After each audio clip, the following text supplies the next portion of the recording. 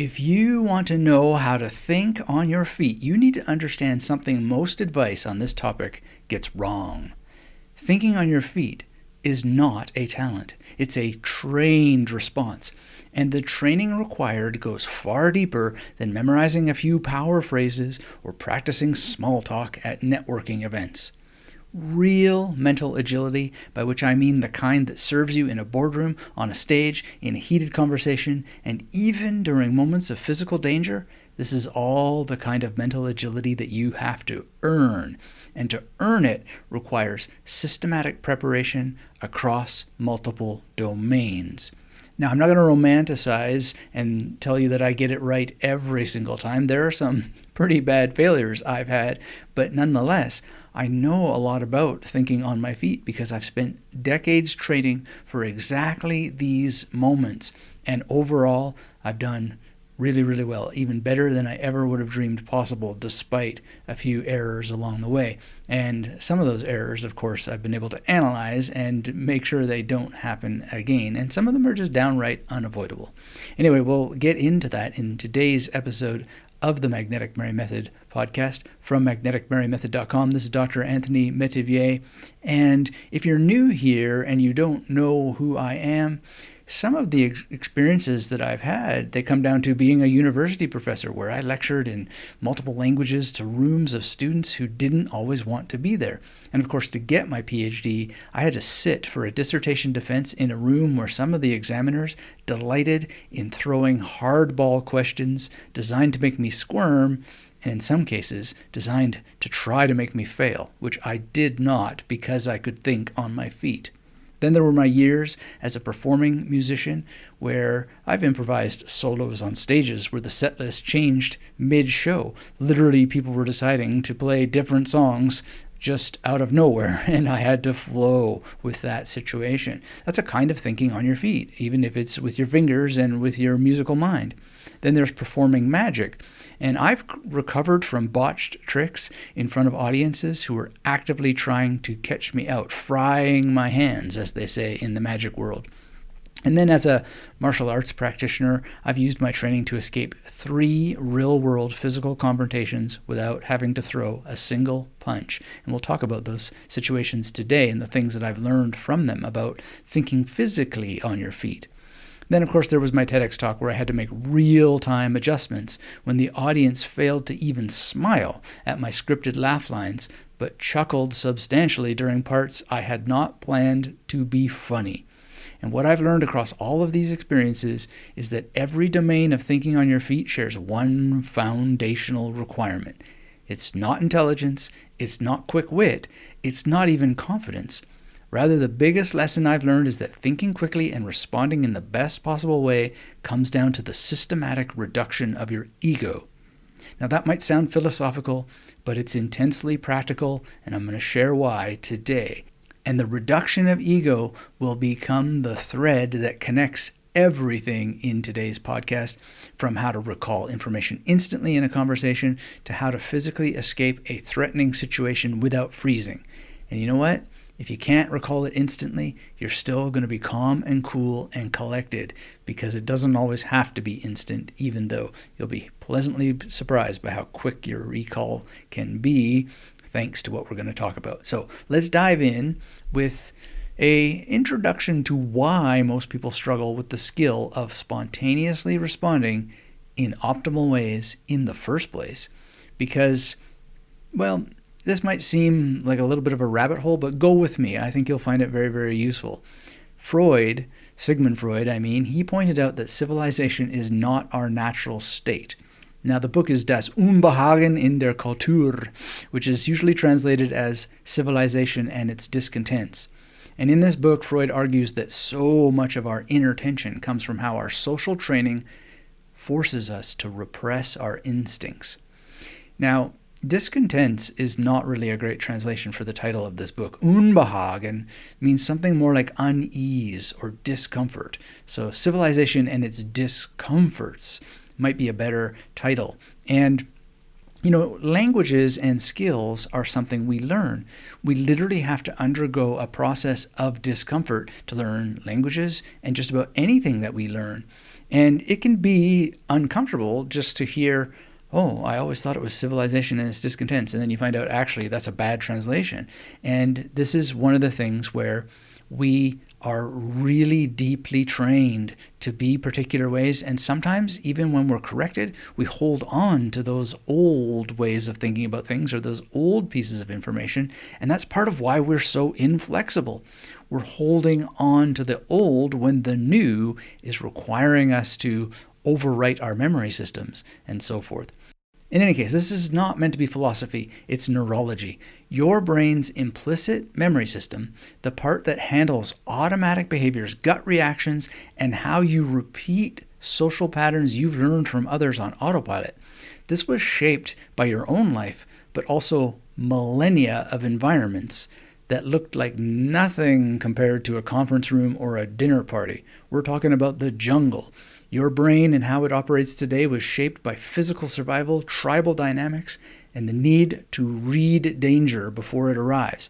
And so this means that when you're put on the spot in a modern context, your brain defaults to patterns it learned in the deep history of the lizard mind, but also it learned it through observation in your own life. So that means that a lot of the ways that you react and a lot of the ways that you fail to think on your feet in the way that you would like, it is because you do not have deliberate training. You have patterns, and those patterns were modeled on people around you growing up. And we're talking about contexts like being asked a question you weren't expecting, getting challenged during a meeting, having someone force you to improvise a presentation at school or work. You might find yourself freezing under pressure and not realizing that the way you freeze and the things that you freeze in response to, you're actually repeating how you saw a parent go cold when you were young. Or maybe you're getting defensive in arguments the way one of your siblings did. Or you go blank during a presentation based on someone else's blip that you observed, right? Or maybe you're even remembering a panic attack you had for no reason a long time ago, but it's gotten into your memory and it causes you to repeat that behavior. Well, this is not a character flaw. It's implicit memory doing exactly what it was designed to do. Replicate observed behavior. And that's why we are having so much difficulty sometimes, because if you want to think on your feet and you're not able to do it, chances are that you are someone who is stuck in the prison, so to speak, of implicit memory, causing you to repeat negative behaviors. And you can undo this with something called memory reconsolidation. That's a fancy term, but we'll get into it. Now, if you're listening to this and you're thinking, well, I don't have any problems thinking on my feet. Well, good. And chances are you were a lucky observer of someone who could be very spontaneous when you were young. And so, count your blessings. But if you want to be even better at it, well, stick around, because we're going to talk about a number of mental strategies that can make you faster. And if you've listened to the Magnetic Memory Method podcast for years, even followed it along from the very beginning, which some people tell me they have when they email me, you may have noticed that I've gotten faster over the years of hosting this podcast, and it's because of the memory and the mental training exercises we're going to talk about today. And I've got a lot of them for you.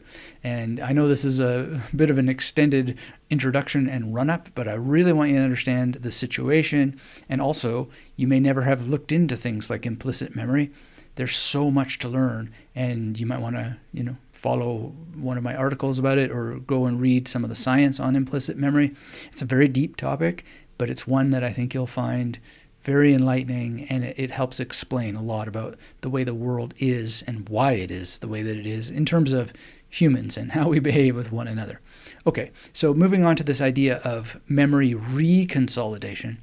Well, the problem is with your default patterns is that they're not optimized for modern situations that life throws at you, because we still have an evolutionary brain, right? Like we just really are a lot like our ancestors. So we have survival patterns, and a lot of us have not optimized them for performance in the modern world to the extent that we could if we spent more time on it. And we also react like the people that we've observed from our family from a very, very young age.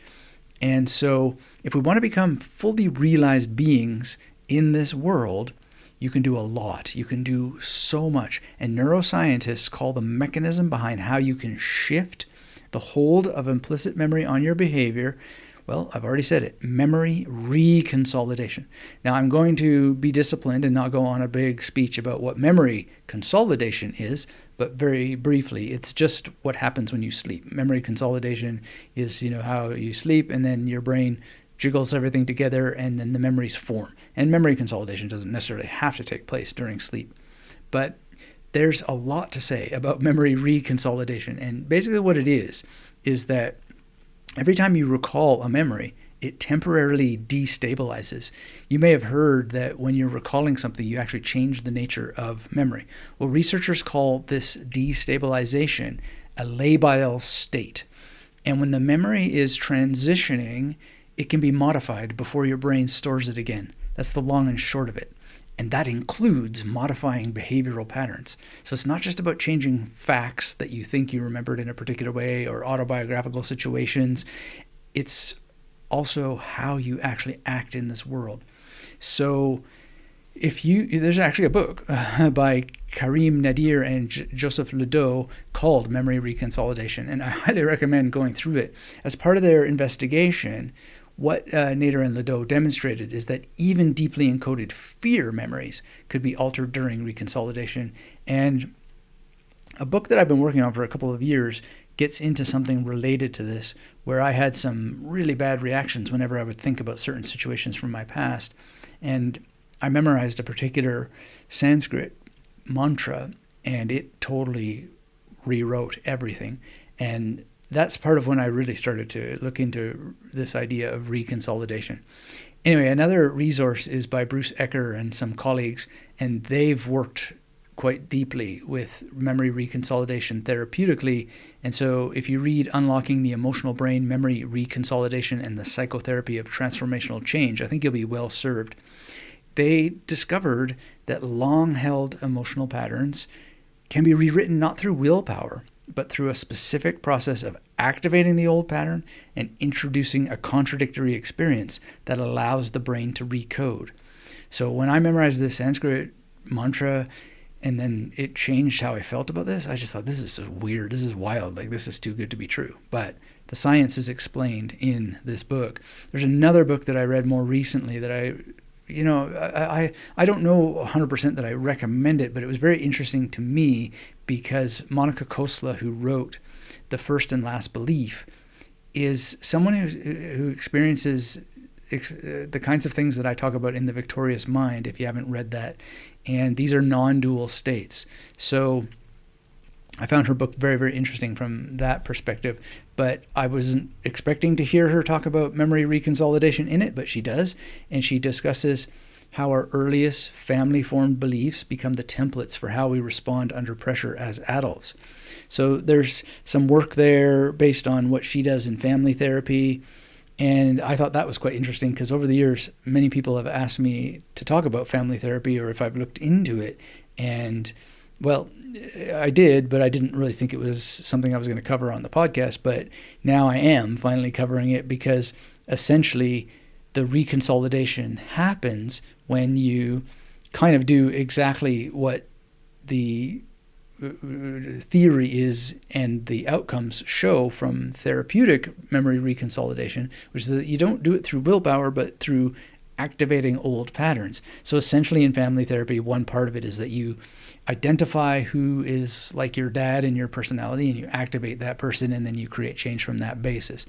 So, wow, it's pretty interesting to get into. And every exercise, every practice, every discipline that we're going to talk about today has something to do with activating some kind of pattern, and it's going to help you overcome freezing, overcome defensive reactions, blank stares, all these things that you don't want when you want to be able to think from your feet. And it is going to require some training, but the key of it all is that you got to catch those memories when they're labile, and that's how you're going to be able to change them. But there's a catch. There's always a catch, isn't there, right?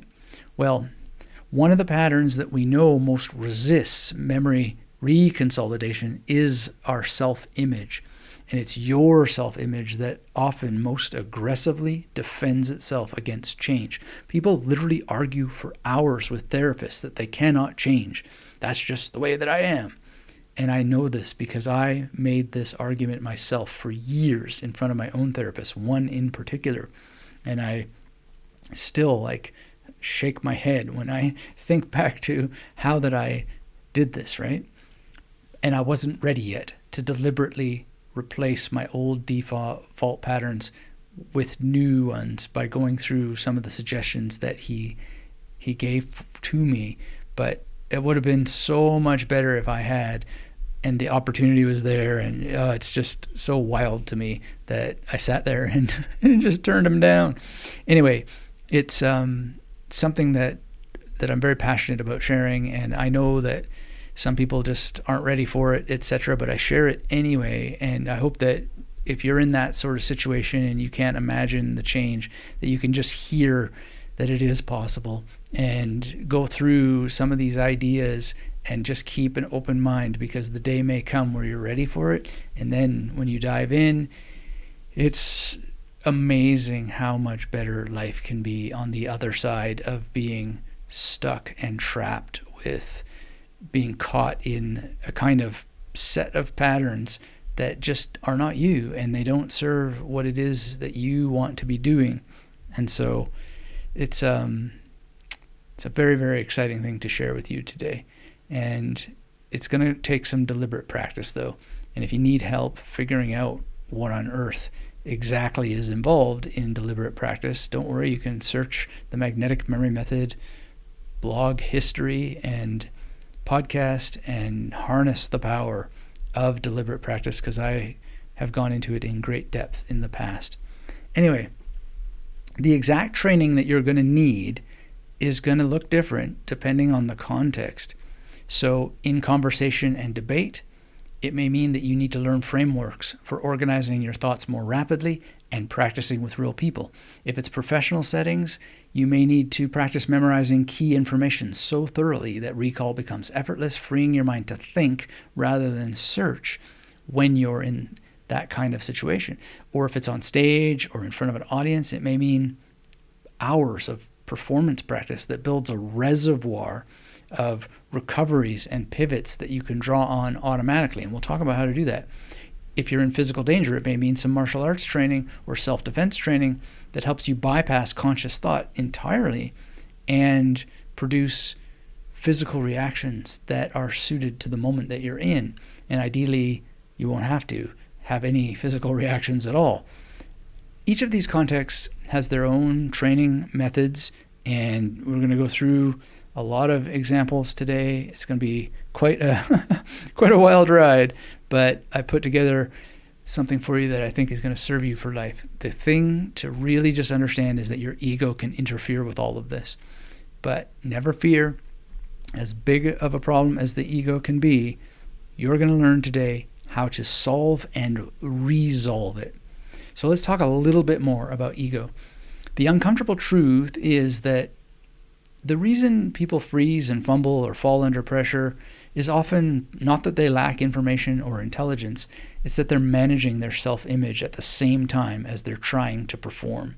And so they experience serious cognitive drain as a result.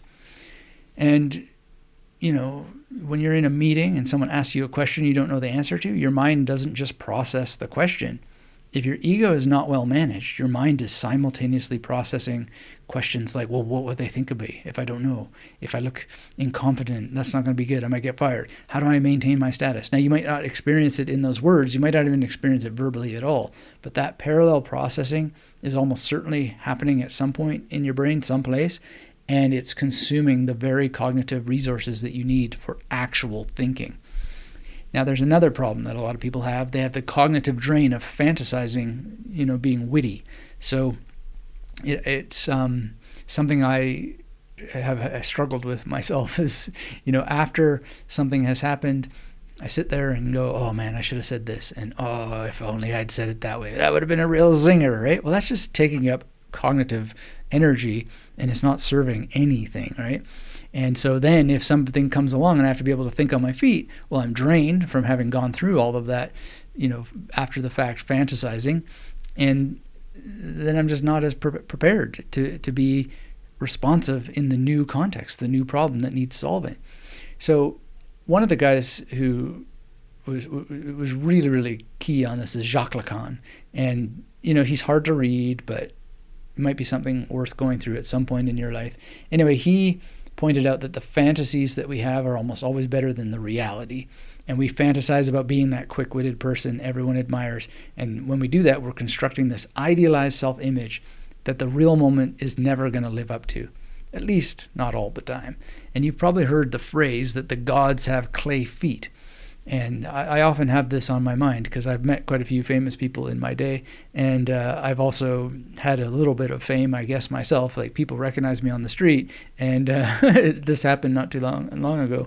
Hello, Andrew, if you're listening. And the first thing I said is, "Oh, you get to see me first thing in the morning when I haven't had a shower. I probably haven't even brushed my teeth."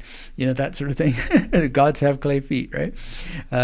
But one thing that you notice is that, like, famous people, they don't always have the perfect response. They don't always have the most devastating comeback. They're not always pivoting elegantly, but we fantasize that there are people like that who are always on.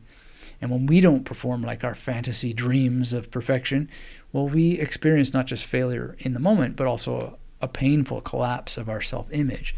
And this is why a stumble in a presentation can feel catastrophic, even when the audience barely notices. The ego is experiencing a much larger injury than the situation warrants. So how can you reduce the ego before it costs you? And how can you reduce the ego so you can actually make better use out of the tips we're going to talk about today? Well, there is no quick fix for the ego.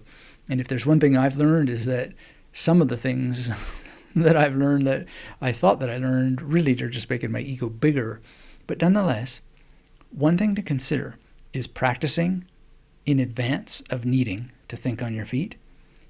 Use consistent application of what we're going to talk about today in a variety of situations, and just keep practicing responding from the top of your head and meditating and some of the other things we'll talk about today until that you really get a sense of what it's like to have a clear mind.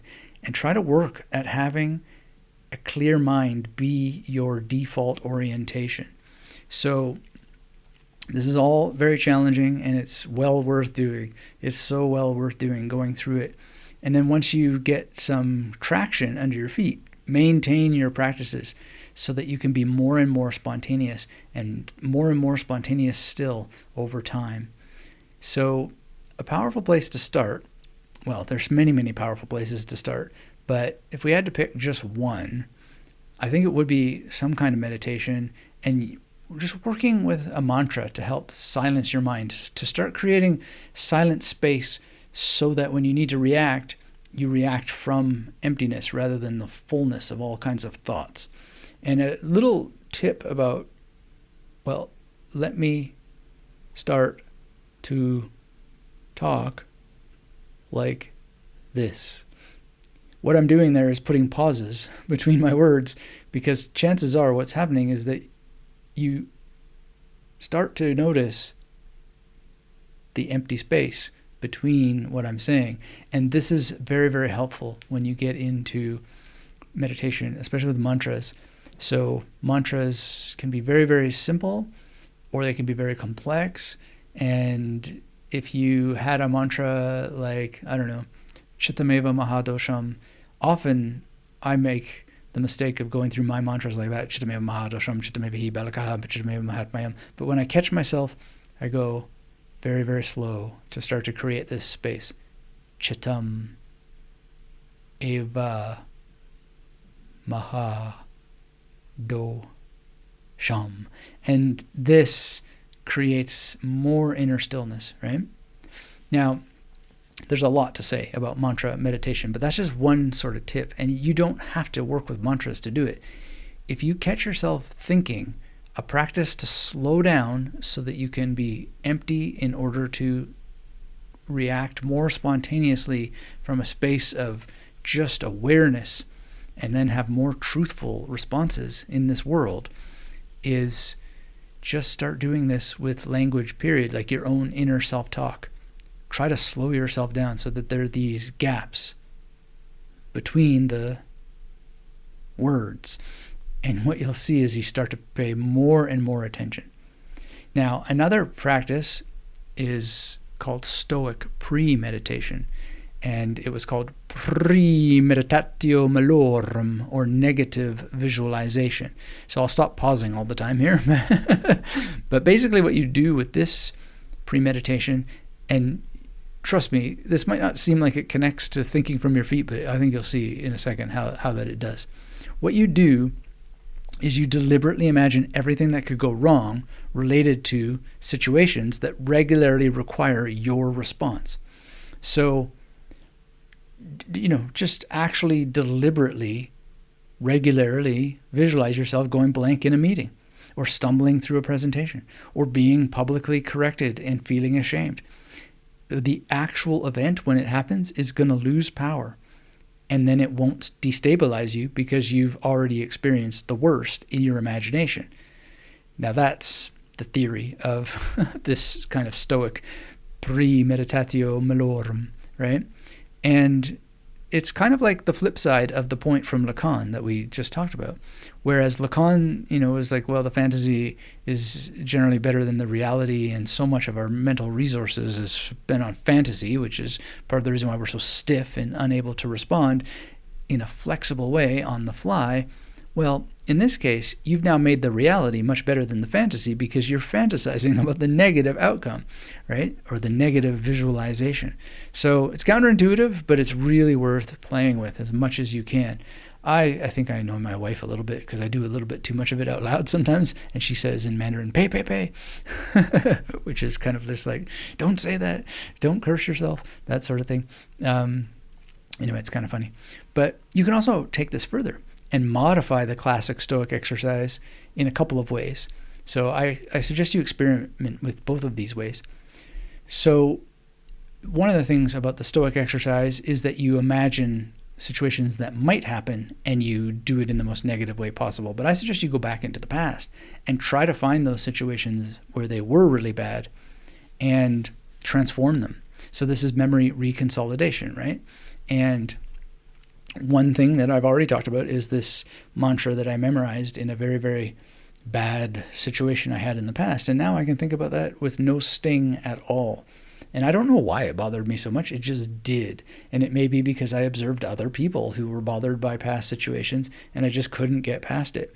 But after memorizing a very positive mantra in the home where these bad things happened, then that went away. So if you feel able to do it, find a really bad memory, memorize something very, very positive in that location. And this is science-backed to a certain extent. So I got the idea of doing this from the Tim Dalglish research about the method of loci, or using memory palaces for successfully reducing depression, for dealing with PTSD, and so on. And if you search up the episode for this podcast, then you'll find a video where I talk about the memory palace technique and curing depression or addressing depression and PTSD. So just, search up how to think on your feet and magnetic memory method, and you should be able to find this video if you want to go through that presentation. And, I was also, it's kind of embarrassing, but for years I used to have this negative memory of when I sang a song in grade 2 during show and tell one morning. And I don't know why. I used to feel so embarrassed whenever this memory would arise as I was an adult. But I could feel the sting in my cheeks. And I don't have a full access to this memory. But I just memorized something fun to help me forgive that little kid. Whatever it was that I was holding against this squeaky little voice singing kid in grade 2, memorizing something in that classroom just cleansed it all out. If you don't know how to memorize mantras or poems, there's a recent podcast that you can check out about poetry and how to memorize it. And it's just really, really freeing to be able to think about these things from the past and be free. So that's one modification to the premeditatio malorum. And then I guess you could call it post-meditatio. And the other thing is just to memorize quotes from Stoics. One in particular, nihil minus est omnis occupati quam vivere. It's one of my favorites from Seneca, and I found that in an interesting book that you might not know about called Memorize the Stoics by Kevin Vost. And, it's not my favorite memory book in the world, but it does provide a great look at memory training through a Stoic lens. And I think he was really, really great to include that quoted there. I'm not sure I would have found it any other way, even though I have books from Seneca in Latin on my shelves. It's just, wow. A great find. And Vost is right, in that book, Memorize the Stoics. The value of having ancient wisdom on tap just cannot be exaggerated. Not just for correcting your ego, but you're going to find that you have more things to say when you're pressed to speak on the spot because you have memorized information from the Stoics. And those things that they have said, well, it's not necessarily proof that they're good, but think about it this way. They've stood the test of time, right? Okay, another thing you can do is just meditate specifically for ego reduction. And I often think about this topic when people ask me, or they tell me, I really want to be able to think on my feet. I just want to be really fast and snappy and, have all these good comebacks all the time. Well, Eckhart Tolle, the author of Power of Now, he often says in his talks that if you are empty of thought, you don't have to worry about what to say next during a conversation. You'll spontaneously produce the best possible replies. And I never used to believe that when I heard him say that. I always just thought, no, you got to be prepared. And I found after I worked on silencing my mind that he was right. Much better quality stuff comes out of your head when your mind is blank. And I didn't know how to achieve what Eckhart Tolle was talking about, but when I read Gary Weber's books Happiness Beyond Thought and Evolving Beyond Thought and started to memorize the mantras, and look, this is not like this giant sales letter for memorizing mantras. It's just something that is, I think, the ultimate solution here. Reduce your ego, reduce the amount of fullness in your head, and you'll have more space to just respond appropriately because you're going to have mental space and spontaneity. And it makes sense from a memory science perspective because you just have more working memory to process what's happening in front of you, and you're not all clogged up, right? So if you want to get into more memory-based meditation, Gary Weber and Happiness Beyond Thought and Evolving Beyond Thought, those books were game changers for me. Your mileage may vary, but I highly recommend them. And if you haven't seen my TEDx Talk, you can see that it's kind of like a giant sales letter for Gary Weber's stuff. And I'm happy about that. And I apparently have sold lots and lots of books for him, and good. That's wonderful. Now, there's other things here, like mindset things that can help here, which is, embrace ignorance as a position of strength. Saying I don't know, but I'll find out is not a failure.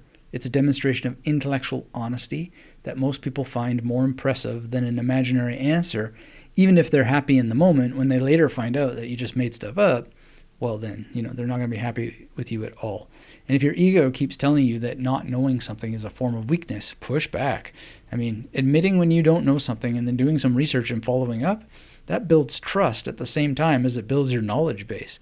So nothing wrong with, not knowing something. And then detach from the need for some kind of outcome. This is kind of repetitive of what we said before, but if you just sit there and desire things to play out in your favor, you can be pushing yourself into so much suffering. It's the fantasizing of the perfect outcome that makes you not enjoy the ride. And so when you're able to just let go of the outcome, you're freeing the cognitive resources consumed by your egotistical needs, and now you're enjoying the perception of the present moment so much more. All right, now, let's talk about some things that you can actually do in the moment when you're under pressure. And one of the worst things that happens is the information that you want to access, but you can't access it. And, the pressure of the situation has somehow locked the door, right? Well, this is something that Amy Arnsten has documented when she wrote about stress signaling pathways in the prefrontal cortex and how they effectively shut down when you're under acute stress. And we know from studies in anxiety-induced memory loss that during stress, the amygdala takes prominence over the prefrontal cortex, which is responsible for your working memory, for reasoning, and flexible thinking. And as a result, your brain redirects resources towards fight or flight responses that are useful for physical survival, but terrible for articulate speech. And this is a major reason why you can know something perfectly in a calm environment and then go completely blank when you're asked about it in front of an audience or in a heated discussion. The information hasn't disappeared, it's just that your brain has simply redirected resources away from the systems that retrieve it.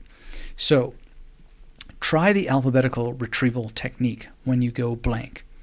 When I suddenly can't recall something, whether it's a name or a fact or a point that I wanted to make, I mentally run through the alphabet from A to Z.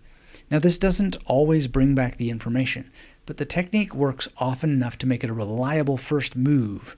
So what do I mean? Well, let's say I just forgot the Canadian singer Corey Hart. I think he's Canadian, right? Well, if I go A, B, C, O, probably I'll hit Corey. Now, it doesn't always work, but it's very, very, very powerful. And if it's a fact, it's a little less connected, but because facts can have multiple entry points, so to speak. It's not just a first name of a fact. The fact might be something related to temperature or whatever, and you get all the way to T, and temperature just still doesn't come up. Not even though it's a temperature-themed fact, but it's still worth it, right? Because you're taking a pause and you're giving your mind something else to do, rather than forcing it. You're just doing a rotational exercise. So it works because of how cueing works, and it's really the basis of how associative memory operates. It's the basis of how memory techniques operate, and it's also like traveling through a Rolodex or a neighborhood. And Dr. Gary Small has explained that your brain stores information in neighborhoods, so the first letter is kind of like a key that unlocks the door on a full node of information. And this is the same principle really behind why hearing the opening notes of a song can bring back the entire melody, or just a word or two of a lyric can bring back the entire verse, right? It's just triggered. It's been queued up by the smallest bit of information. It's very, very powerful and fun to play around with, even when it doesn't work. And when it doesn't work, it still kind of works, because it takes your mind off of the forcing and into the realm of technique. Now, another technique, and this is maybe going to seem like a groaner to some people, but it works for me a lot, which is just to stop trying to recall the information. So you're deliberately releasing any attempt to search your mind for the content, because it's just you're not getting it, right? So you move on to the next thing, the next topic, the next question. And often what happens within 5 to 10 minutes, the information that you were grasping after, it just comes racing back to mind. And why this works has something to do with, your subconscious mind continues processing the retrieval request even after your conscious mind has moved on. But by releasing the conscious effort, it somehow accelerates the unconscious process. You've removed the stress that was blocking the retrieval somehow in the first place. Does it always work? No, but it is a very, very powerful thing. And I've had the let go retrieval technique take a day or two, and all of a sudden I'll be like, oh, that's what it was. And it's just the most amazing thing that it takes that long, but nonetheless, it's miraculous to me that it comes back at all. And then, I'll sometimes call up the person or whatever, and I'll say, I got it. Now, in order to ensure that your memory gets stronger over time, when you're in these situations, you need to break the habit of immediately reaching for your phone or a search engine when you fail to recall something. If you want to be able to think on your feet, every time you outsource mental retrieval to a computer, you weaken the neural pathways that perform recall and perform your ability to think on your feet. So reaching for an app, reaching for a phone, reaching for a search engine, you're training your brain and you're telling it, you don't need to work. And over time, it will stop trying to work. This is the phenomenon I've written about and talked about for years called digital amnesia. I use that softer term, but some people call it digital dementia. Whatever you call it, it's one of the most insidious threats to mental agility in the world. So please just let yourself let it go and let your mind work at it through the alphabetical rotation technique or whatever. But try to avoid always going to the machine, or at least let 10, 15, 20 minutes pass before you give it a try to give your natural memory a chance to do some work. One other thing that you can do, and you've probably heard me talk about it before on the Magnetic Memory Method podcast many, many times, and that's use the memory palace technique. Using memory palaces provides a core means of preloading information into your mind. And because this technique allows you to encode very large amounts of information, retrieval under pressure becomes qualitatively different from trying to recall something that you passively read or heard. You literally own that information forwards and backwards. And it works because the spatial structure of the memory palace gives your brain a retrieval path that works even when your prefrontal cortex is under stress. And that's partly because spatial memory is processed by the hippocampus. And this is a different system than the one that stress shuts down. So in practical terms, if you've memorized the key points of a presentation using a memory palace, you don't need to remember those key points under pressure. You just mentally walk into that room no matter what pressure is going on. The information is there, but it's not merely attached to a place you know as well as your home. It has also entered long-term memory, but it's also attached to a completely different system. So if you want to learn all about the memory palace, then you can search up the memory palace technique, and I go through that in a detailed guide on the blog here, or you can go through the course at magneticmemorymethod.com. And yeah, it's such a powerful technique. I can't possibly over exaggerate how wonderful it is. Now, another thing that you can try is using memory wheels, and this relates to using the alphabet.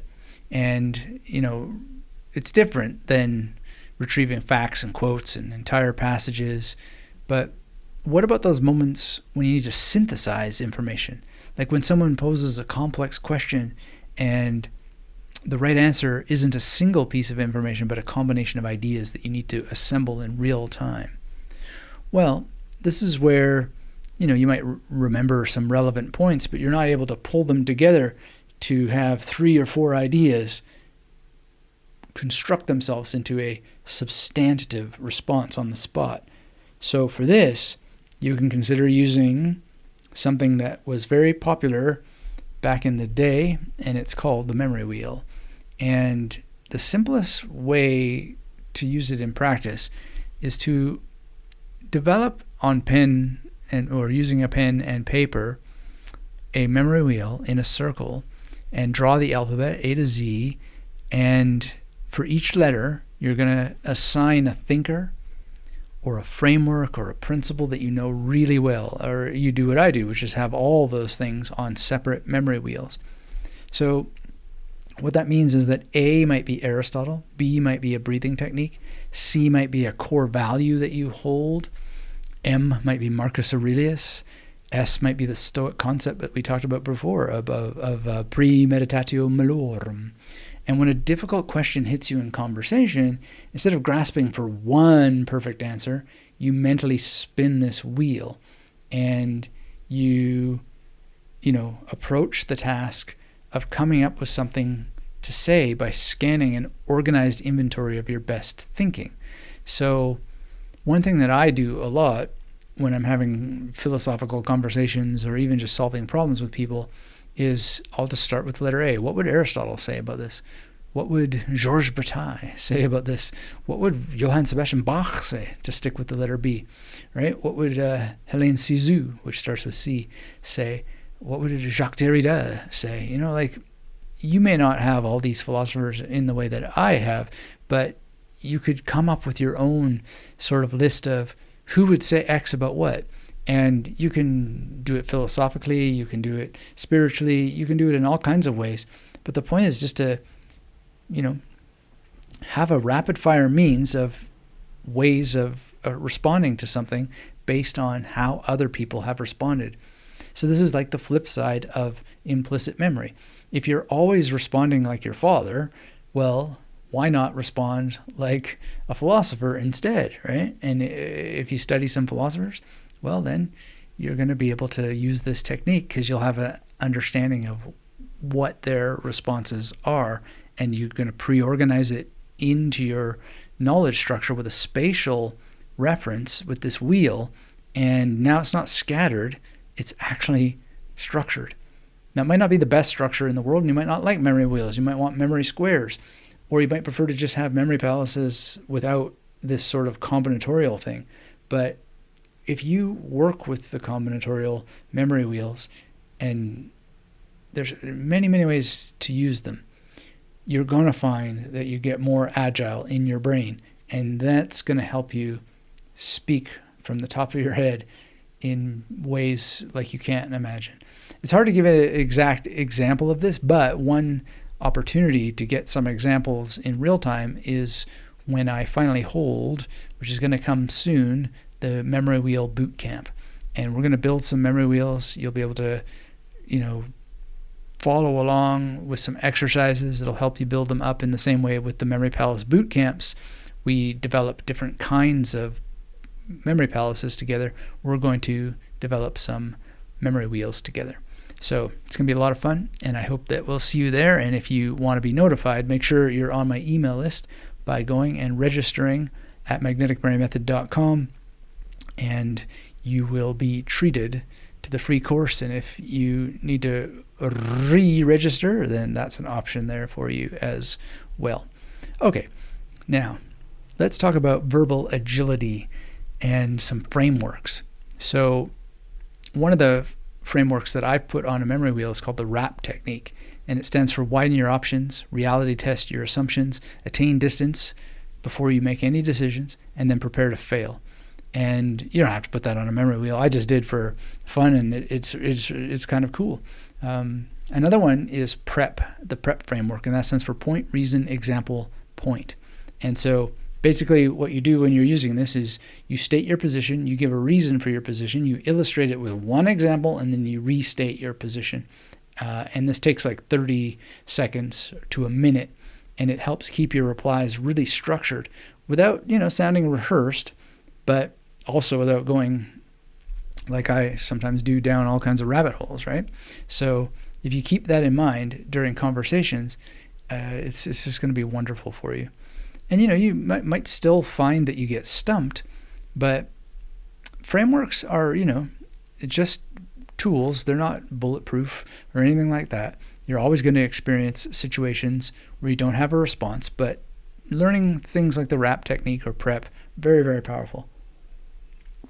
And, one thing that I do sometimes when I just don't have anything to say is I just get silent and let a 3-second pause go before I start to, search for something to say, or allow the person to fill in the blanks. That's always an option. Or, you can seek clarification as a way of saying something off the top of your head. Can you say what you meant by that, or, add some more details? Are you asking about X or Y specifically? And this won't stall the conversation. It's genuine intellectual engagement, and it often reveals avenues for further conversation that would not be revealed any other way. And there's also the power of the truth. It's a spontaneous answer that you can give, which is, that's just not my area of specialty, right? I'll never forget Nir Eyal being on my podcast. He wrote Indistractable, and he's got a new book out recently as well. And I asked him something, and he said, I really got to stay in my lane on this one. And nobody penalized him for honesty, right? And I really admired him. I've never forgotten how that it wasn't a dodge or anything like that. It wasn't fishy. I don't think he would have ruined his reputation if he did address it, but he just simply, I just don't really know much about that, and I'm going to stay in my lane here because this is where my area of expertise is. Very admirable.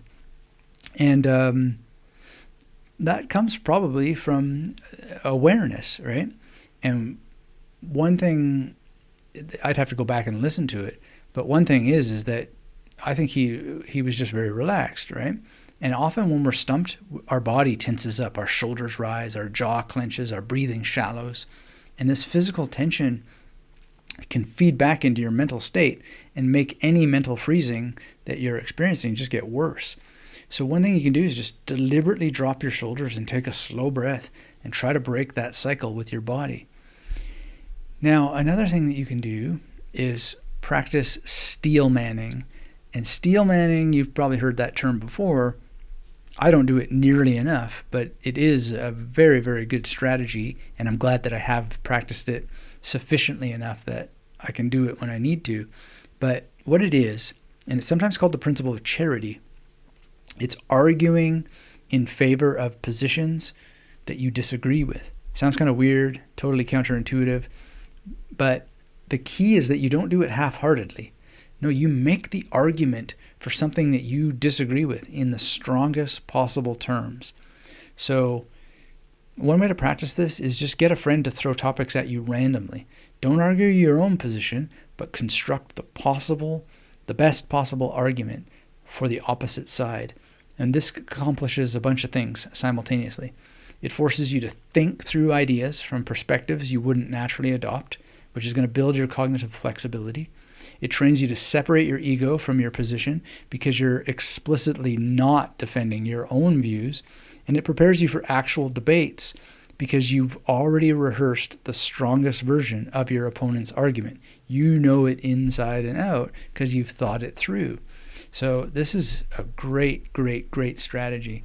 It's a hard one, but it'll make you a better person at the end of the day. And you don't have to agree with what you're steel manning in the end, but you have gone through it. All right. Another thing is improv. And if there's nothing else that you take away from today, take this suggestion and just do this. Get yourself registered in an improvisation class. Improv comedy training will provide you with the single most transferable skill for verbal agility in any context. And it's pretty easy, actually. The core of improv is just, answering everything either with yes and or no but, right?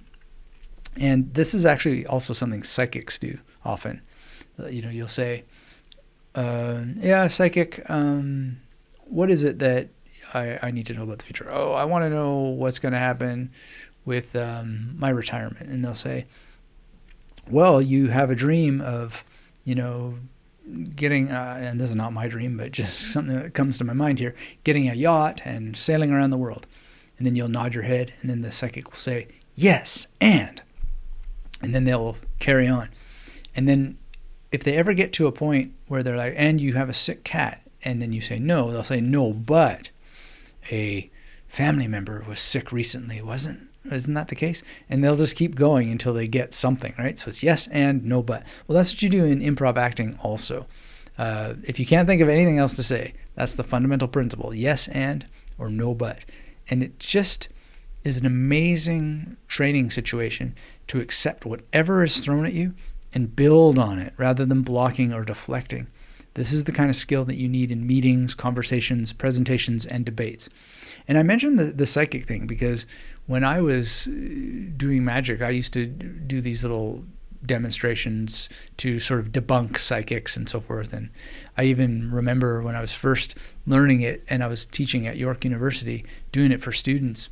And I read somebody's mind, so to speak, and then I immediately told the class that actually I was just using the yes and no but routine. And this one student, she said, no, my mom's a psychic and you're even better than she is. And it was so wild. I couldn't do anything to convince her that I had no such powers whatsoever. It was really wild. But in any case,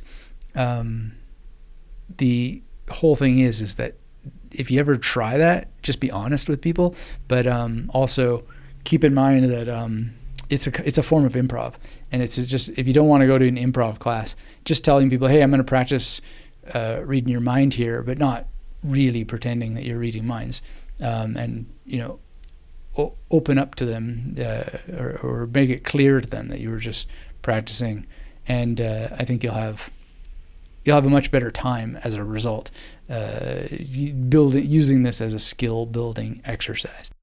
And if you've never performed music or theater or magic or public speaking or any other form of real-time presentation, you may not realize how much of what looks like thinking on your feet is actually just simply having enough trained material that you can actually perform or recover from anything. So, the stage is where this principle of having material ready to go is the most visible. But there's a lot that I've learned from various performance disciplines.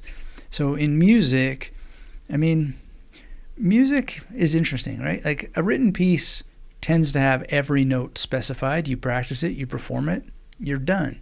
But an improvised solo, on the other hand, requires you to internalize the underlying structure so thoroughly that you can navigate it in real time without conscious planning within chord progressions, within key signature changes, within the modes and all that sort of stuff. And also you have to keep in mind the rhythmic patterns and the phrasing conventions that are going to sound good in a particular genre.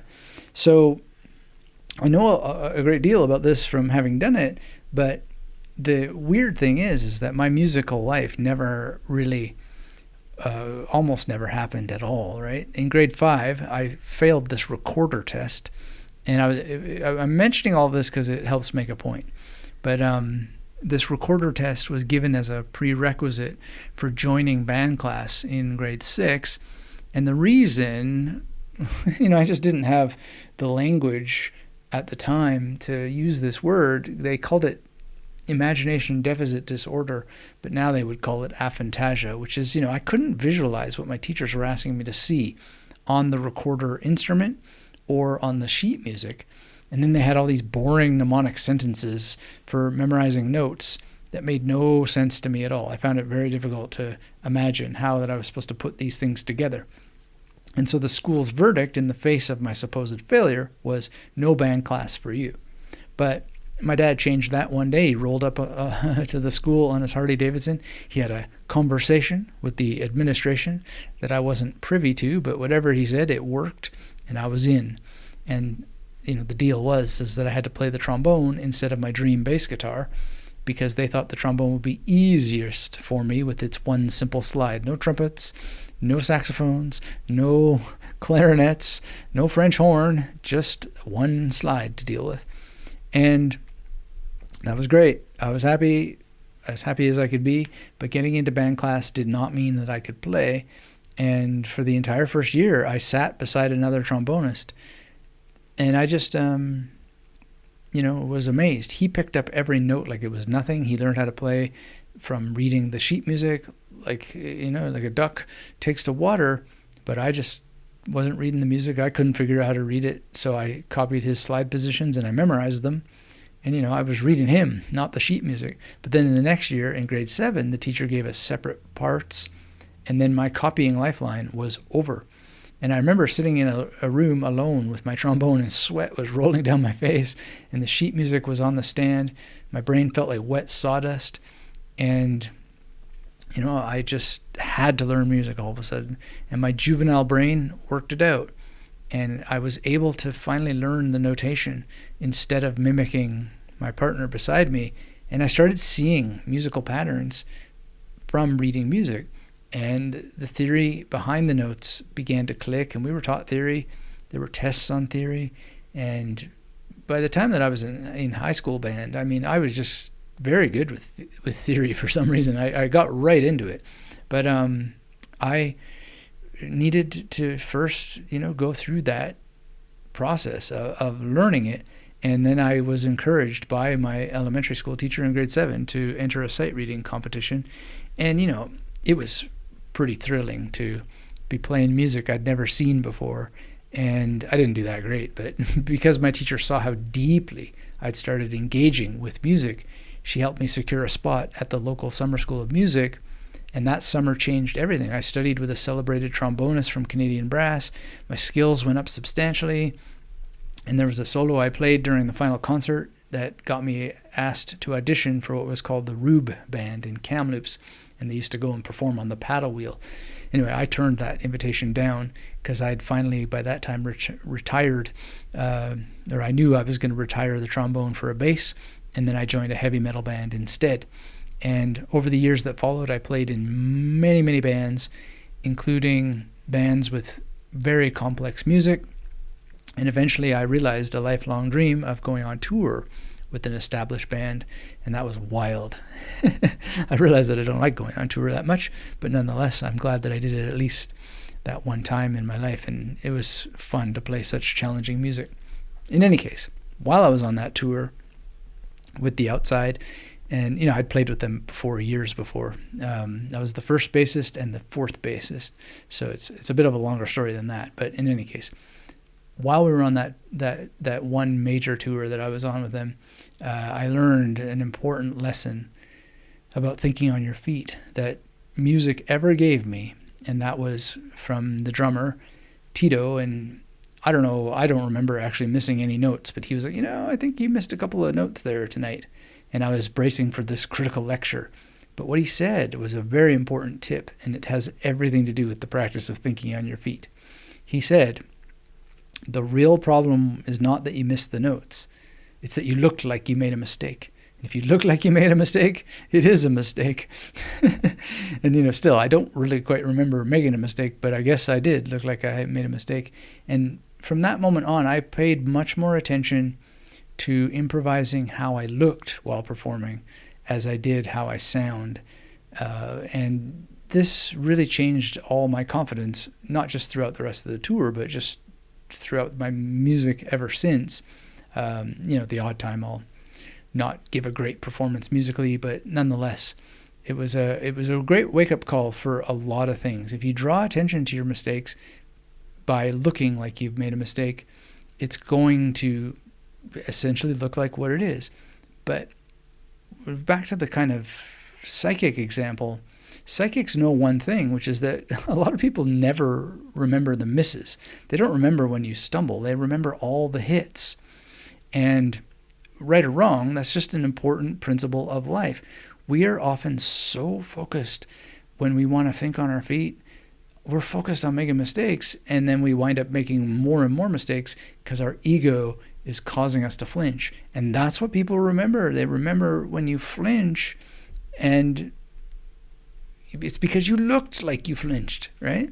But the whole thing that psychics know is that, well, no but, and they just keep going until they get hit, and then all of a sudden the majority of the people are like, wow, you knew that, right? When actually it's just fishing, and that's what it's called, fishing, and or pumping. And that's just a general performance lesson in life. So I didn't know that I was going to get a lesson about ego reduction back during that tour in 2013, but it's like a weird form of ego reduction where you do care about how that you look, but just in a kind of go with the flow kind of thing, and don't get all tensed up or seize up or grimace or anything like that. Just get back to playing the music correctly. Now this relates to card magic, and there's stuff that I really can't get into because of secrets and whatnot.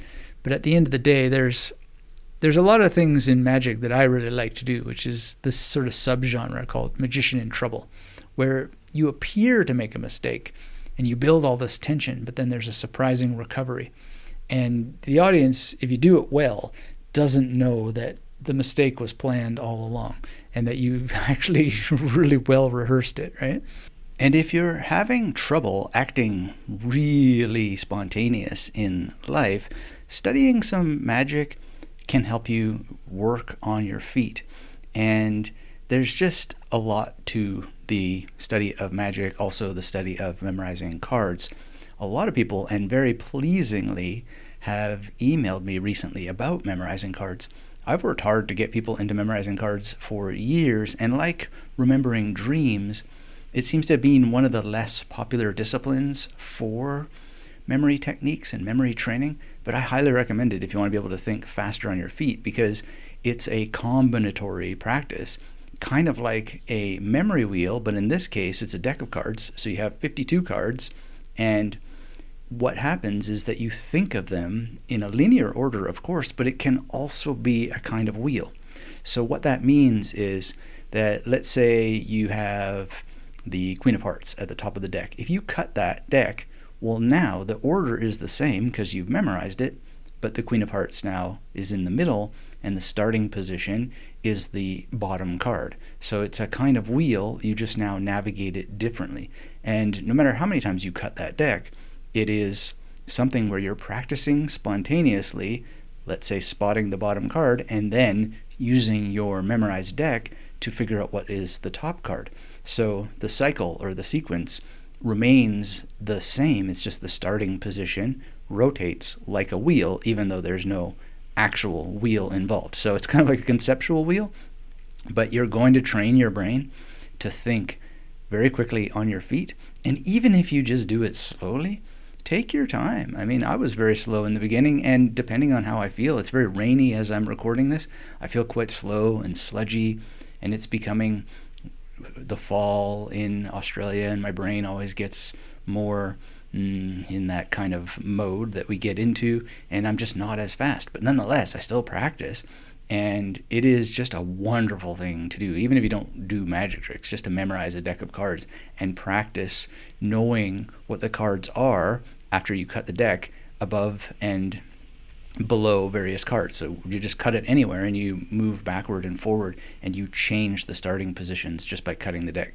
And the more you do this, the more you're going to be able to practice making mistakes and recovering.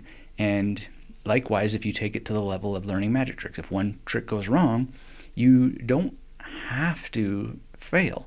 You can transition to another card while you're working out what to do. And the more you study magic, the more you will learn other ways to get out of things, no matter what goes wrong. And this translates to your professional life, because the more tools and the more tricks, so to speak, you can draw from the techniques and strategies we talked about today, when a conversation or a presentation goes sideways, you're going to have something to draw upon. And, sticking with this theme of performance, there's really two levels of improvisation where preparation really met reality when I gave my TEDx talk. So the first thing that happened is a longtime fan of the magnetic memory method showed up, but he didn't have a ticket for some reason. And from what I gathered, he traveled, maybe not that far, but some distance to attend the TEDx event in Melbourne. And I could tell he was genuinely excited, and I was excited to meet him. But without having a ticket, the venue staff told him he couldn't come in, and this had to do with fire capacity rules and so forth. And we were both a little frustrated, because anyone with two eyes could see that the room was actually not full. But there was no time to argue the bureaucracy.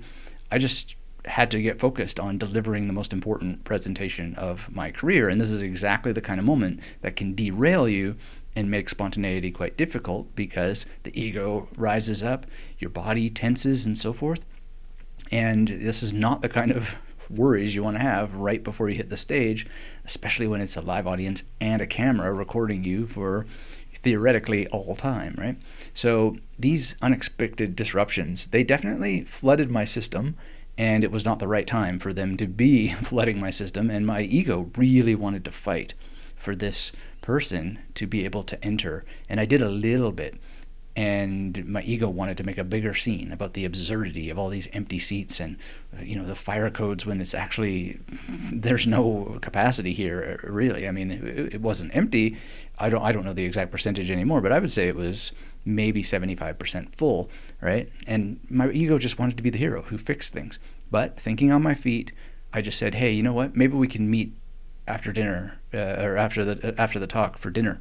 And it was just an idea that spontaneously emerged, and my fan understood. We shook hands, and then I had approximately 4 minutes to completely reset my mental state before I walked onto that stage. And so what I was doing is what I would have done anyway, because I do this a lot before I give talks. I just had my hands behind my back and began Kirtan Kriya, which is a 4-syllable meditation, satanama, and I just had my fingers working with the mudra. Gary Weber has a really nice video that teaches it. If you ever want to learn it, just look up Kirtan Kriya for stress, comprehension, memory. Great little tutorial. It's very short. And by using this technique with both hands behind my back and silently thinking Sata Nama, I was able to focus on my breathing, bring myself back to center, and then run a quick body scan from my feet to my scalp and back down, and just focusing on deliberately releasing the tension wherever I found it, in the jaw, in the shoulders, in the hands, all the major muscle groups. And by the time they called my name, I was back in my zone, and I wasn't confident in the way that people usually mean. And there were, if I remember, there was at least one other confidence speaker there. I wasn't puffed up like he was. I wasn't psyched up to give my speech or anything like that. I was just calm, like a bowl that had just been emptied. And the fan problem with the seating was gone from my mind. The ego's need to intervene in the situation was gone. And what I had was a memorized talk and the willingness to deliver it to whoever was there in that room. And then the second thing happened, which is, kind of minor in the grand scheme of things, but it is an example of thinking on your feet. Shortly after I began the talk, the room did something I hadn't planned for. There was a scripted joke. It worked perfectly the day before during the dress rehearsal, but when I delivered it during the actual talk with the cameras on, nothing happened. It wasn't awkward silence. It was just nothing. And the audience was looking at me with interest, but there was no laughter, and I kind of just was like, well, I have to move on. Then a few minutes later, during a section I hadn't intended to be funny at all, people laughed, and it was genuine laughter. Now, a speaker working from notes probably would have been buried in their script at that moment and not really reading the room because their eyes were on their notes or on their page. But because my entire talk was encoded in long-term memory thanks to using memory palaces, I didn't need to look at any notes. I could look at everyone in that room and connect with them directly, so I did. And I leaned into the laughter. I let it breathe, and then I made an unscripted joke, and then that landed. Or at least I felt like it landed anyway. And then the moment passed, and I became more loose, and I made a couple changes more throughout the script that were unscripted, but I was knocked off by the unexpected laughter, and thank goodness I had the memory palace technique, because I went into the memory palace very briefly to find where I was, because I had the memory technique in long-term memory, but I was a little bit, you could see it in the talk, I was a little bit like a deer caught in headlights for a second there. And, the audience experienced a very different thing than I did. And I just have had lots of feedback from that talk. I mean, it's had more than 4 million views now, so the feedback has been extensive. In any case, the point is that I was able to think on my feet, but it was from the ability to be empty very, very quickly, but also paradoxically to be full at the same time. Full with the best possible response that being empty provides you with. And, there's a lot of practice of being a professor, giving lots of talks, giving lots of presentations on the topic that I was talking about already, which was memory. And I don't discount that, but that's part of the lesson of today's podcast is get started practicing as soon as possible. All right, so there's another level of performance, but we're going to put it into its own little topic here, which is physical composure, how to react when your safety is at stake. Again, spoiler alert, the secret is training before you need the training.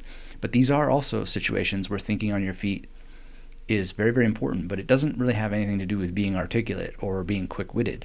It's quite the opposite. There are many, many moments in life when thinking is the problem. Thinking on your feet is just not what you want to be doing, especially when you need a trained physical response that fires before your conscious mind has time to think, before the ego and the blah, blah, blah starts to interfere. And there are 3 times I've been in situations like this, and each time I attribute my success to my years-long training in Sistema, which is a martial art focused on breathing, on relaxation, and fluid movement under stress. You do a lot of conditioning where people get in your face, and you don't train katas, you don't train pre-programmed responses, you train to do the best possible thing based on a very deep analysis of dealing with these situations in lots of training and just coming to understand how the human body works. So one of the best mental metaphors that was ever given was from a teacher of mine, and he said, you're just folding the body like paper. And so it's kind of like origami, human origami. In any case, you don't actually ever want to have to do that. So in these situations I'm about to describe, Sistema didn't help me fight. It helped me get out of the fights before they erupted in the first place. So let me explain. And if you've heard some of these before, bear with me because others have not. So one of them I tell in The Victorious Mind, which is the attempted mugging. And I was living in Washington Heights at the time, which is a district north of Harlem in New York City. And I was walking south down to the 170s from the corner of 187th and Cabrini, where I used to live. And then I stopped at one point around the 170s to use a bank machine. And on the way out, a man stood in front of me with something that I thought resembled a gun in his pocket. Now, it could have been that he was just poking his finger at me through his pocket, but you're going to take it seriously no matter what, right? And he had these quick spurts of energy, so I just had to look at what he was showing me in his pocket there, and I don't know, it could have been a finger or a gun. All I know is that then he said, "Give me your wallet and all your money," and it was like in a movie. Anyway, the Systema training kicked in. I didn't try to do anything, but instead of having my shoulders shoot up with anxious tension, which you're taught to observe in yourself in Systema class, I'll never forget when I first went to my first classes with a teacher named Emmanuel in Toronto. He showed us this happening with the newbies. He would take the newbies and just show exactly what they do, because they're not used to dealing with situations of confrontation. So because I'd had the benefit of all that training, I just, without willing it, my shoulders just dropped and my mind and body started to really focus on my breath. And in a way that still completely bewilders me whenever I think about it, this big smile came across my face. I don't know what I looked like, but my expression clearly unnerved the mugger. And I saw it create the stress in him that should have been in my body. It freaked him out, really. And this eternity seemed to pass when he, at the end of which he finally just said, wipe that smile off your face or I will shoot you. And then, weirdly, my smile just grew wider and I started to laugh. And then an instant later, it just felt right to move. So I took one step to I don't remember exactly how I stepped, but I either went directly to the right or a little bit forward into his space and angled to the left. Yeah, it was to the left, actually. And by the third step that I took, I was running, and I held his gaze that entire little operation, and I watched his eyes and his entire head tracking me as I moved past him. But then when I was 3 steps out of there, I just started to run and found myself in a cleaning supply store filled with mops and buckets, and then I was on the phone with the police. And there was no real physical confrontation other than the feeling that I may have had a gun trained on me. No real escalation. And there was just no sense of ego in my mind. It was just this trained body response. And it was responding faster than a thinking mind ever could have. So from breath coordination to deep muscle relaxation and long hours of practice in training gyms, I just dropped into this calm stimulation. And I'm not trying to sell you on Systema, but it is a real good place if you find a good teacher and a good group, that you're going to get exactly what it's designed for. You're going to be able to bypass the conscious mind and not be frozen and handle situations. Now, obviously, if someone comes up from behind and you don't have it in your awareness and you don't get out of there, you don't really have a chance if someone hits you on the head from behind. So it's really, really important not to romanticize this training, but it's been very, very helpful. That's one situation. Another situation, I was in Toronto. I approached a path at the end of a high school field. I don't know what I was doing there. It was way too late to be taking this rather popular shortcut during the day, but there I was at night, and it was darker than I would have liked. There's like one street light hanging over the path, or a path lamp, I guess, street lamp, and its bulb was barely working. It was like a movie again. And before I stepped onto that path, something just told me to put a little dime on my thumb. And I didn't think about why. There was no conscious strategy at work. It's a trick that I picked up somewhere, and I just had it there. And these people came, and I in my memory, it was more than one person, but memory is a very, very fickle thing. It can it can change what happened, but nonetheless, it just seemed like a confrontation was about to happen. So I just flipped that dime, and the eyes of the main person went up, and I used that opportunity. It's almost the same situation as in when I was in New York. I just used the opportunity where the eyes were distracted and no laughing or no smiling, but I just got out of dodge, moved past that person, and it was just this decision that was a product of procedural memory. It's kind of like the same memory system that helps a musician's fingers find the right fret before their conscious mind could ever possibly name the note. So part of this has to do with reading environments and reading situations and just being prepared in advance. Not really by analyzing it per se, but just thinking of the patterns and the possibilities of what could happen. And it's Also, part of this comes from the training I had when I worked as a store detective, which is a really weird and wild profession where you kind of got to be prepared because you're literally going to confront people where you have a chain of evidence that you're highly confident that you've seen them steal something, or depending on how the law is interpreted, they haven't really stolen it until that they've left the door, and you have to have a chain of evidence through that entire procedure from seeing them cloak it somehow on their person and then move out the door without paying. Anyway, it's a little bit of a complicated thing, but nonetheless, you then do go and confront the person. And so part of just clocking the situation, reading it, analyzing it, and so forth was a little bit deep in my system. I don't know how that's going to translate into your practice in life, but the only sort of dark side of it is that ever since I've just been typically more aware of what's going on when I'm in stores, who's where, what they're doing, etc., relative to my position. And I think sometimes it drives my wife a little bit bonkers, but I'd rather be safe than sorry, and I'm sure you would as well. So it's well worth spending a bit of time getting yourself trained on these sorts of tactics and skills and whatnot so that you are able to operate. Now, a third situation, this was the strangest. It's got a big long story around it, but long story short, somebody who was not very pleased with me confronted me outside of the post office and started yelling at me, rah, rah, rah, rah.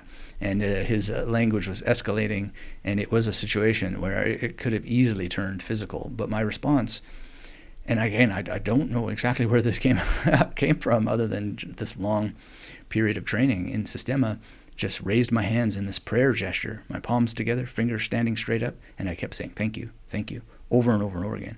And I wasn't trying to be clever. I wasn't even trying to do anything. I wasn't trying to be witty or diffuse the situation. The gesture just came out of lots and lots of training.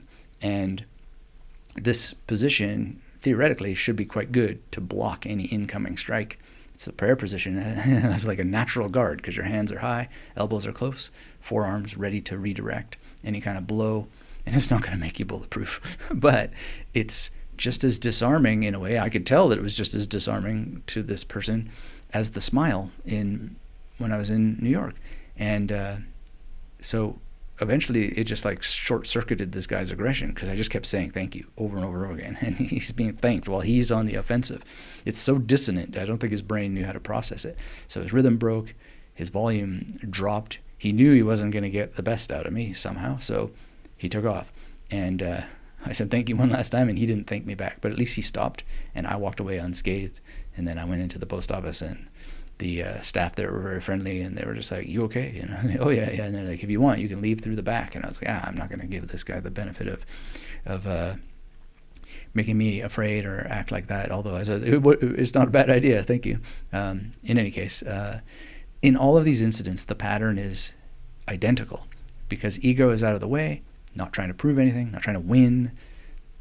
The response was physical, it was automatic, and it was executed faster than any mental deliberation would have allowed. So it's physical thinking on your feet. And it's counterintuitive to relax when you're threatened, but this is what Sistema specifically trains.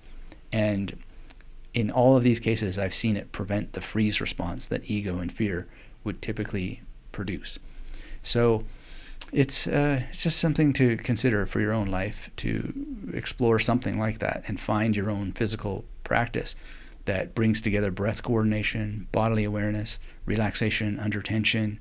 And if you have no interest in martial arts training, I mean, I don't know practices that don't somehow come out of martial arts, like Qigong, Tai Chi, they're related and come out of that. But there may be things that you can practice and, just consider doing these kinds of things. Train for situational awareness as well. And, that just basically means moving around the world with your ears empty instead of listening to music or podcasts. When you enter a room, notice where all the exits are. And when you're in unfamiliar environments, just pay attention to who's around you, how they're moving. These aren't paranoid habits in my experience. They're environmental reading skills that our ancestors probably used every single day. And modern life has simply given us the luxury of ignoring them And I think a lot of our anxiety comes from the fact that we do what we observe around us, and we see a lot of other people ignoring things. And so there's like a tension. Now that's just a theory. I can't necessarily prove it, but I'll I'll stick with Freud a little bit, as unpopular as he is among some people, with the idea that, a lot of our problems are coming from us repressing or otherwise not paying attention to our more primal instincts.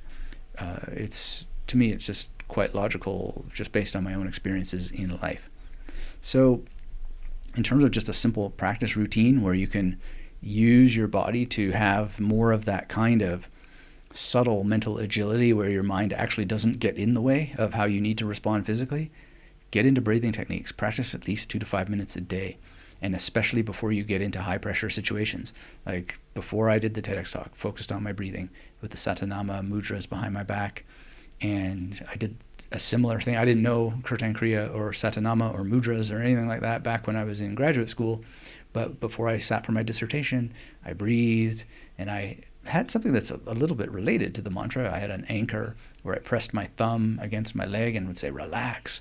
And then I would have that sense of relaxation that I'd anchored through previous practice. Very, very helpful. Then get into progressive muscle relaxation and being able to systematically tense and release your muscle groups from your feet to your face. It's going to train your body to be able to release physical tension that accumulates under stress. And I just don't practice this enough myself. I just can't get enough of it, and this is part of that principle. You can only do as much as you can, but the more that you do and the more consistent you are with it, the better off you are. And so, don't beat yourself up if you're not as consistent as you would like to be, but keep a mind open to figuring out how you're going to be more consistent, because you'll get the benefits. Then another thing that you can practice, so that this is now more related to, just the actual use of your mind in these situations, steelman practice. Get a partner, have them throw random topics at you, and your job is to argue the strongest possible case for the position that you naturally oppose. Then switch roles. Do this a couple times a week, and within a month you'll notice a dramatic improvement in your ability to think through problems from multiple angles under time pressure. Sometimes people ask me if I will, talk about debating more often and even get into debates. And I'm just really not that interested in doing it, but I have certainly had some stories where I've been involved in debates, and we can get into those in a future podcast to be sure. But one thing that's probably on a lot of people's minds listening to this is, what about practicing steel manning with ChatGPT or some other LLM? And you could certainly give this a try, but beware of context-dependent memory and state-dependence issues. What that means is that if you only train in digital environments with a bot, you'll probably find that you perform fine when you're sparring with the computer, but flounder with a human. So there's a study that you can read related to this, and it is called Near and Far Transfer Effects of Working Memory Training. And basically, to compress it all down to a couple of sentences, they found that if you train in certain environments, it creates less cognitive fatigue than in others. So if you come to develop certain beliefs about the difficulty of discussing things based on experiences with chatbots, you're probably not going to like the energy drain you encounter when dealing with humans. It's going to be very different unless you're also dealing with humans. So just keep in mind that we tend to fight the way we train and practice all rhetorical argumentation in a variety of environments, never just one, with a variety of people, never just one person, with a variety of topics, never just with one topic. So what you can do is, with another person, have someone give you a topic and speak about it for 2 minutes without stopping. What you say doesn't need to be brilliant, but work at speaking continuously and just riff. And the exercise trains your brain to keep producing output even when you don't feel ready, which is exactly the skill you need when you're put on the spot. And you can increase the difficulty by having the person giving you the topic interrupt you with new topics midstream. This is going to train your ability to pivot and shift directions without losing composure. And then use memory palace practice. So encode information using a memory palace, and start to draw upon what you've memorized when you're in this random topic riffing. Try to find every opportunity to bring in quotes, to quote poems, either in whole or just pieces of them. It's such a wonderful thing to be able to do. Oh, this reminds me of a quote, for example. And there's a special providence in the fall of a sparrow, for example, from Hamlet. Like, it doesn't even have to necessarily make super sense, or you can backward rationalize about how it makes sense while you're in this practice situation. It's just getting in the habit of drawing upon what you're doing. Now, here's a special resource that you might not know about, and that is the Multiple Mentality course from Harry Kane.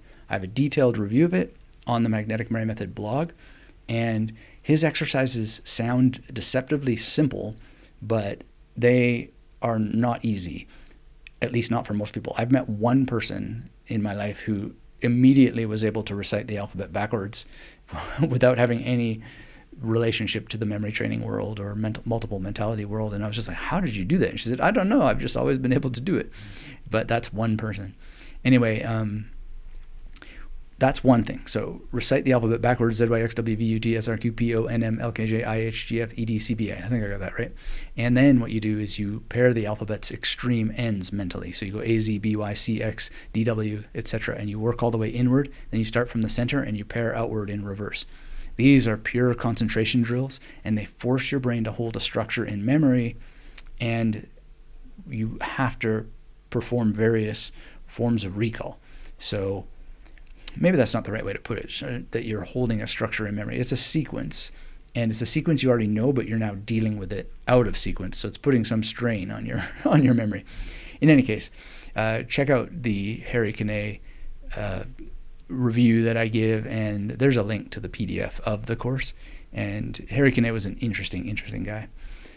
I wish there was more known about him, actually. I mean, just the little bit that it's known about him is interesting, and he seems super interesting. All right, so now let's talk about prepping your mind and why what you memorize is going to determine how well you think.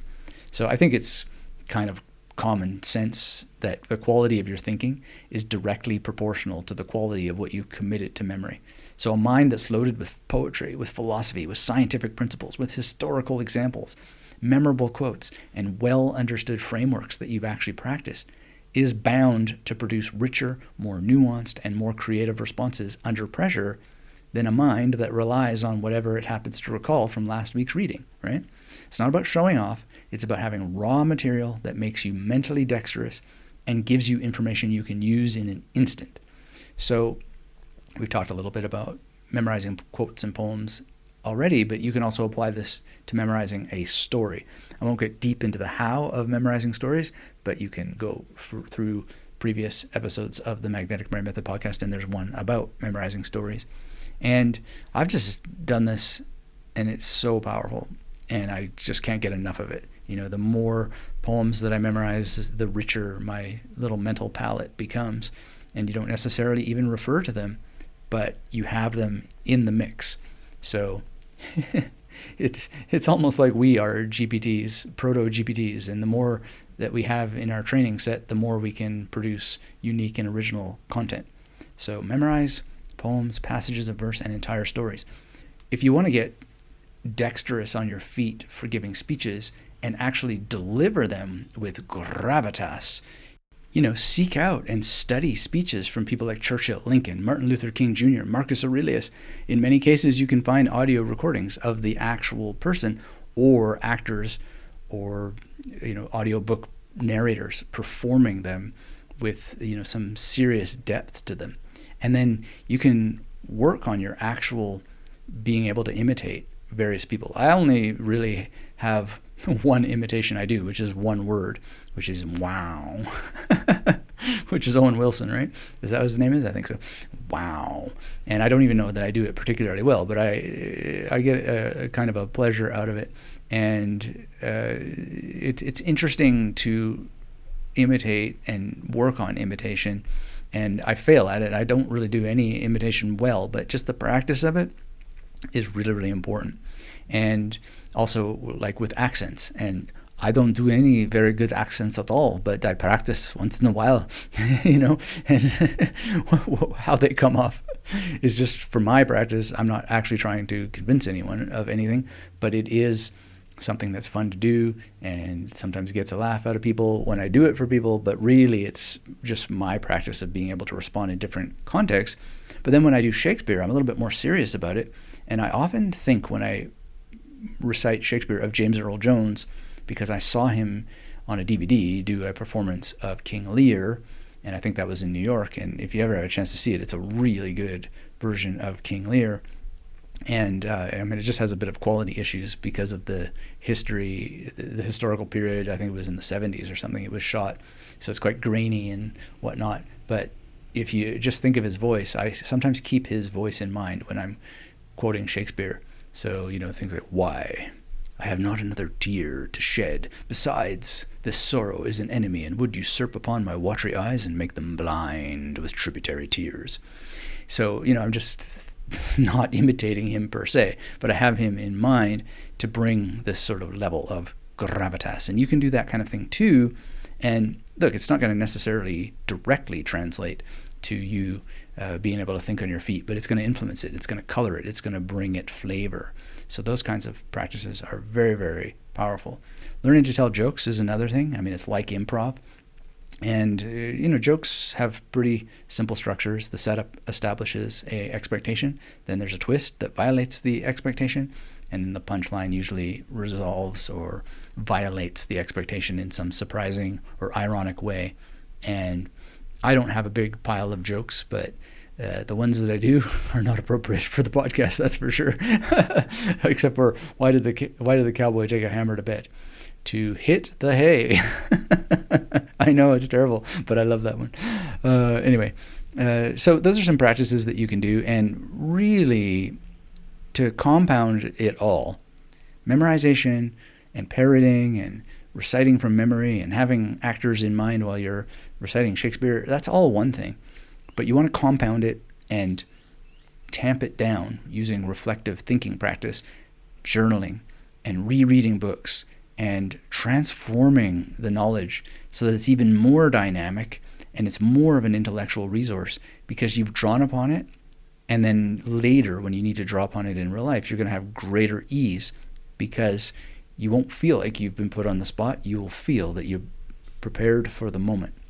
So we've covered a lot today in today's episode of the Magnetic Brain Method podcast. We've talked about ego reduction. We've talked about memory techniques. We've talked about various frameworks. We've talked about training for performance. We talked about martial arts and physical confrontation, daily exercises you can do, and the kinds of material that you can load your mind up with, whether it's imitating someone's voice or it's just knowing some Shakespeare or whatever.